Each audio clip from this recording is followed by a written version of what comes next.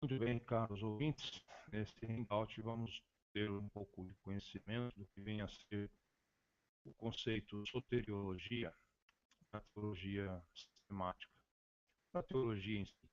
É muito importante, né, a questão do conhecimento e sabedoria para que nós possamos sermos mais iluminados, né, mais críticos, mais interpretativos, né, e também interpretar melhor as ocasiões e as situações que nos advêm.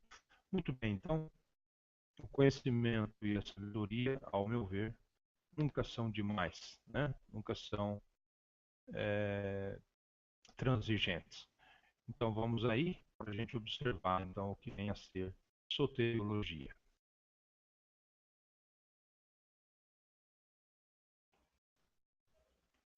Muito bem, a soteriologia é o estudo da salvação humana. A palavra é formada a partir de dois termos gregos, sotérios, que significa salvação, e logos, que significa palavra, ou princípio, ou conceito, né, ou estudo, etc. Cada, às vezes até vocábulo, tal. Cada religião é diferente de salvação e possui sua própria soteriologia. Algumas dão ênfase ao relacionamento do homem em unidade com Deus, outras dão ênfase ao aprimoramento do conhecimento humano como forma de se obter a salvação. O tema da soteriologia é a área da teologia sistemática que trata da doutrina da salvação humana. Vamos ver a abordagem e a ótica no cristianismo. No cristianismo, a salvação é estabelecida através de Jesus Cristo. A soteriologia no cristianismo estuda como Deus separa as pessoas condenadas pelo pecado e os reconcilia com Deus. Os cristãos recebem o perdão dos pecados, vida e salvação adquirido por Jesus Cristo através de seu sofrimento inocente, morte e ressurreição após sua morte. Esta graça da salvação é recebida sempre pela fé em Jesus Cristo, através da palavra de Deus. Alguns cristãos, simplificadamente, acreditam que a salvação é obtida a partir deles e da vontade de Deus. Sinergismo. Outros creem que a salvação parte da vontade absoluta de Deus e o homem, pela fé, é incapaz de resistir. Monergismo. Nós já editamos dois vídeos, dois hangouts, né? Um a respeito do que vem a ser sinergismo e outro a respeito do que vem a ser monergismo. Salvação no catolicismo. A salvação no catolicismo coloca a Igreja como canal ideal da graça de Deus. A união com a Igreja pode levar à graça dos céus. Essa graça, na lição de Santo Agostinho, é obra unicamente de Deus, tal ser denominada graça, cabendo ao homem unicamente buscar uma vida de santidade e comunhão na esperança da salvação. Esta vida de santidade é reforçada por meio dos sacramentos conferidos pela Igreja, que são batismo, crisma ou confirmação, confissão ou penitência, comunhão ou eucaristia, matrimônio, ordem e união e unção dos enfermos. É ainda função dos cristãos a busca daqueles que estão fora da Igreja, a fim de que possam comungar com a graça de Deus, único dispensados da graça. Salvação no protestantismo. Conflito entre a visão arminiana e a calvinista. Os calvinistas creem que Deus, em seu infinito amor e misericórdia, predestinou todos os homens que crerem em Cristo Jesus à salvação. Cabe ao homem aceitar mediante a fé o ato de sacrifício de Jesus Cristo na cruz do Calvário. Segundo o arminianismo, o homem participa da sua salvação com sua escolha. Também, da mesma forma, pode o homem escolher, mediante seus atos, decair da fé, perdendo a salvação. Todos foram escolhidos para serem salvos, mas somente os que aceitam o chamado e perseveram até o final serão salvos.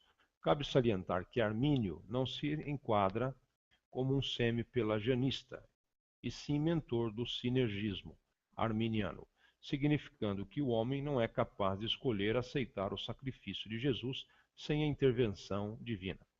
Intervenção essa que gera a capacidade de escolha, livre-arbítrio. Calvinistas creem que Deus não destinou todos os homens à salvação. visto que é fato nem todos se salvarem. Neste caso, Cristo morreu apenas pelos seus eleitos. Estes ouvirão o chamado irresistível do Espírito Santo e se renderão a Cristo, sendo então justificados tão somente pela graça de Deus. Em virtude do pecado de Adão, a condição de pecador se estendeu a toda a raça humana, depravação total. Portanto, o homem peca, porque é pecador, tem a natureza do pecado, e não é pecador porque peca, ato do pecado. Sendo assim, a partir desse momento, o homem necessitava de um plano de salvação para que pudesse ser restaurado à imagem e semelhança de Deus, o plano da salvação.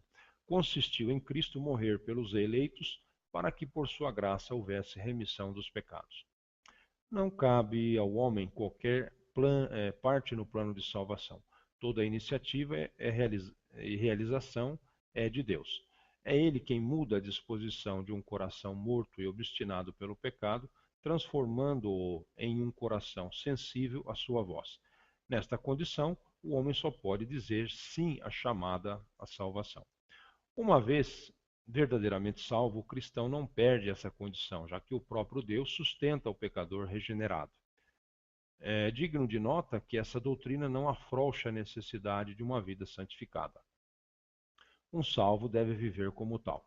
Porém, esse princípio enfatiza apenas o aspecto último da salvação, o momento final da vida de um homem, pois não são obras da vida do homem que salvam o homem, mas o perdão de Deus. Uma pessoa que Deus perdoou tem uma vida digna de piedade aos olhos de Deus, não cabendo aos homens julgarem quem é salvo ou não, mas antes realizarem a vontade de Deus, que é viver de maneira misericordiosa, ou seja, Deus encarnou na pessoa de Jesus Cristo para salvar os pecadores, não os pecados. O calvinismo prega que Deus salva aqueles que elegeu desde antes da fundação do mundo, concedendo-lhes irresistivelmente a fé em Cristo e em sua obra redentora, o que não exclui nem mesmo fariseus, hipócritas, prostitutas, pobres, ladrões, efeminados, assassinos, vaidosos, segundo o conselho da sua própria vontade santa e soberana. Ao conceder pela sua graça a fé salvadora, Deus livra os seus eleitos da hipocrisia, da prostituição, da luxúria, do assassínio e da miséria de espírito, por vezes disciplinando-os como filhos amados que são, através de tribulações e sofrimentos que são permitidos por Deus, na exata medida em que geram crescimento e maturidade espiritual. Neste sentido, o versículo 22 do capítulo 14 de Atos dos Apóstolos diz: confirmando os ânimos dos discípulos, exortando-os a permanecer na fé, pois que por muitas tribulações nos importa entrar no reino de Deus. Todavia, o maior ou menor grau de sofrimento dos homens não decorrem do maior ou menor mérito destes, pois os justos, aos olhos de Deus, também passam por adversidades e angústias, assim como os ímpios. Corrobora este entendimento, dentre outras passagens bíblicas, o versículo 19 do Salmo 34, que diz: muitas são as aflições do justo, mas o Senhor o livra de todas. Doutrina luterana. Segundo Martinho Lutero, o homem nasce por natureza distinta de Deus e cabe a este aceitar ou não a salvação por meio do sacrifício de Cristo Jesus, confessando-o como seu único e suficiente Salvador, conforme escrito em Romanos 10, 9. Porque se com a tua boca confessares a Jesus Cristo como Senhor, e em teu coração creres que Deus o ressuscitou dentre os mortos, serás salvo. Essa salvação vem por meio da fé, e não por obras, porque pela graça sois salvos por meio da fé, e isto não vem de vós, é dom de Deus. Não vem das obras para que ninguém se glorie. Efésios 2, de 8 a 9. Mas como confirma o texto em Tiago 2,17, assim também a fé, se não tiver obras, é morta em si mesmo. Sendo assim, as obras são complementares à salvação, mas não a torna como o único meio para atingi-la. Ou seja, o cristão deve executar boas obras por ser salvo e não para se salvar. Lutero enfatiza também o livre-arbítrio, onde cada um tem o direito de tomar suas próprias decisões, mas sempre lembrando que estas terão as suas consequências. Fica claro que o cristão, segundo a visão luterana, não está predestinado à salvação, mas os seus atos é que irão defini-la. Não vos enganeis, de Deus não se zomba, Pois aquilo que o homem semear, isso também ceifará. Gálatas 6, 7. Sendo o homem um ser corruptível, está sujeito a erros, mas mesmo assim pode contar com a sua salvação a partir do momento em que arrepende-se de seus pecados e os deixa. Se confessarmos os nossos pecados, ele é fiel e justo para nos perdoar os pecados e para nos purificar de toda a injustiça. 1 João 1 a 9. Tiago não diz que para ser salvo é preciso as obras, mas ele fala da evidência que a genuína fé produz. Se uma pessoa diz ter fé e não produz algo peculiar a esta fé, como pode haver fé sem produzir nada? Vamos ver a visão no islamismo. O islamismo surgiu no século VI na Arábia, região do Oriente Médio, que era habitada na época por cerca de 5 milhões de pessoas. Eram grupos tanto sedentários como nômades, organizados em tribos e clãs. A população era na maioria politeísta, mas existiam algumas tribos judaicas e algumas de tradição cristã. Nesse contexto surgiu o criador do islamismo, o profeta Maomé, chamado de Muhammad pelos muçulmanos. Órfão desde cedo, ele se tornou um condutor de caravanas, o que lhe possibilitou o contato com noções básicas da religião cristã. Quando adulto, o futuro profeta passou a se dedicar a retiros espirituais e, segundo os seguidores do Islã, começou a ter visões divinas com mensagens de que deveria divulgar. As primeiras pregações públicas de Maomé em Meca, sua cidade natal, tiveram pouco sucesso e geraram atritos locais. Admirador do monoteísmo, a crença em um só Deus, ele criticava uma das maiores fontes de renda de Meca, a peregrinação dos idólatras, que adoravam as várias divindades dos templos locais. Maomé passou a pregar a crença num único Deus, Alá, e reuniu suas mensagens num livro sagrado para os muçulmanos, o Corão. Perseguidos em Meca, o profeta e seus adeptos fugiram para criar a primeira comunidade islâmica em Medina, um oásis próximo. Essa migração forçada, conhecida como Hégira, marca o início do calendário muçulmano. Aos poucos, o profeta atraiu cada vez mais seguidores até ter força para derrotar os rivais que o expulsaram de Meca. Usando como doutrina a nova religião, que assimilava tradições judaicas combinadas a conceitos cristãos e ideais das tribos árabes, ele conseguiu unificar toda a Arábia sob sua liderança.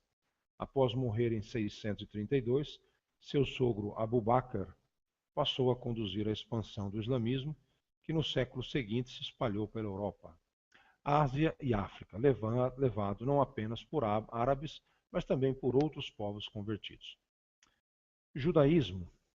O judaísmo entende que o povo judaico é o povo escolhido de Deus e enfatiza o comportamento ético e moral do homem, para que ele obtenha o benefício da salvação. Para tanto, enfatiza o cumprimento das leis, ordenanças de Deus. Então vamos ficando por aí e até um próximo hangout, se Deus assim o permitir. Que Deus os abençoe e muito obrigado pela paciência. Até a próxima.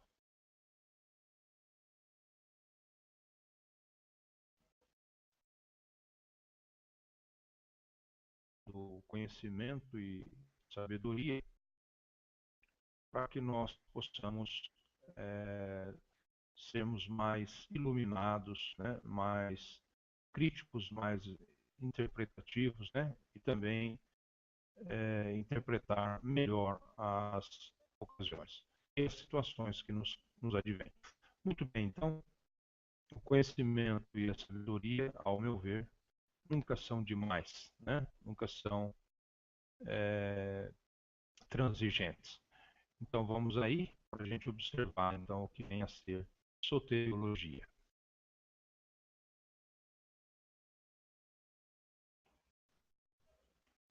Muito bem, a soteriologia é o estudo da salvação humana.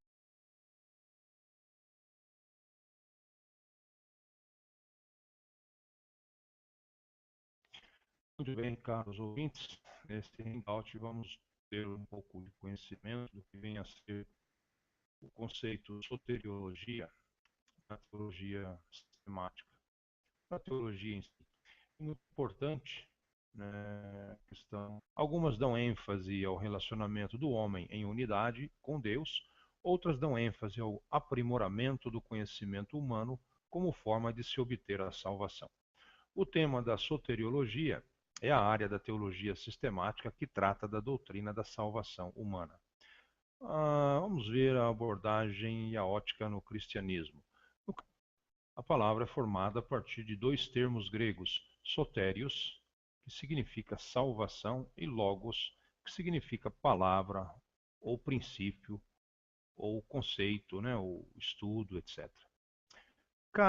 Às vezes até vocábulo e tal. Cada religião é diferente de salvação e possui sua própria soteriologia.